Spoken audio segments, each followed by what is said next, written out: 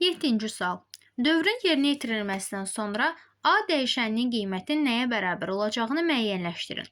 Burada bizə proqram göstərilib. A bərabərdir 1, for I in range 5, 1, -1 və A üstəgəl bərabərdir 1 göstərilib. Digər videolardan da bilirik ki, burada göstərilən A üstəgəl bərabərdir 1-in əsl yazılışı A bərabərdir A üstəgəl 1 şəklindədir.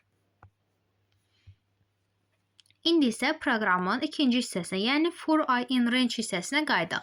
Burada bizə 5-dən 1-ə -1 addımlarla göstərilib. -1 addımlarla göstərilmək o deməkdir ki, yəni azalan sıra ilə hesabla. Burada 5, 4, 3 və 2-ni götürəcəyik. Burada 1-i götürə bilmərik, çünki burada 1 dövrə aid deyil. İndi isə proqramın gedişatı ilə tanış olaq. Burada bizə göstərilib.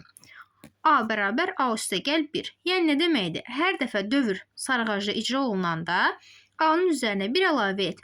Bu dövr 4 dəfə təkrarlanıb.